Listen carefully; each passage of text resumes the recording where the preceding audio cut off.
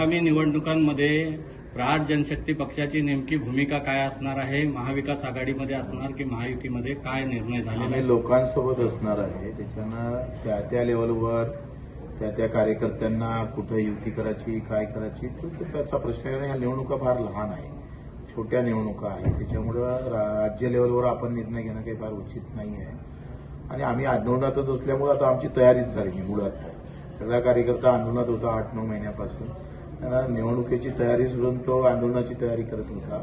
त्याच्यात निश्चितच बऱ्याच कार्यकर्त्याची तयारी झाली नाही. जिथं तयारी झाली आहे तिथं लढू. रायगड जिल्ह्यात काय निवडणुका लढवण्याचं लढू ना, न लढवायला काय झालं. उलट रायगडात लढणं अधिक चांगलं आहे. कारण छत्रपतींच्या भूमीत राजधानीमध्ये आम्ही पाऊल टाकणं म्हणजे त्याचा स्पर्श निश्चितच महाराष्ट्रासाठी चांगला राहील. रायगडमध्ये शेकापसोबत झाला पण हा शेतकरी कामगार पक्षाला न झालं, आम्हाला काही अडचण नाही आहे ना.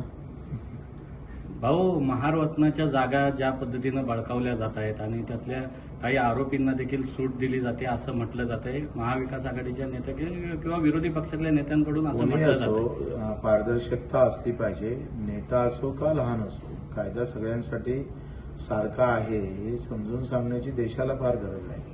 तर सरकारनं तसं वागणं फार गरजेचं आहे. असं जर मोठ्या माणसांना वेगळा न्याय, लहान लोकांना वेगळा न्याय असं जर झालं तर मग नेपाळ व्हायला वेळ लागत नाही.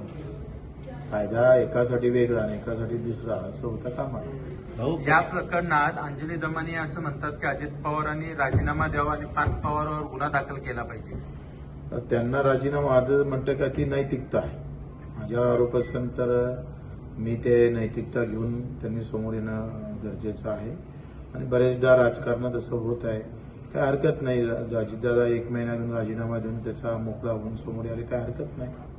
भाऊ, आधी पक्ष चोरी, मत चोरी, नंतर जमीन चोरी केली जाते आणि नंतर मग मुख्यमंत्री समिती नेमतात आणि मग क्लीन चिट देतात, असं उद्धव ठाकरे जे म्हणतायत त्याच्याकडे कसं बघतात? अगदी बरोबर आहे.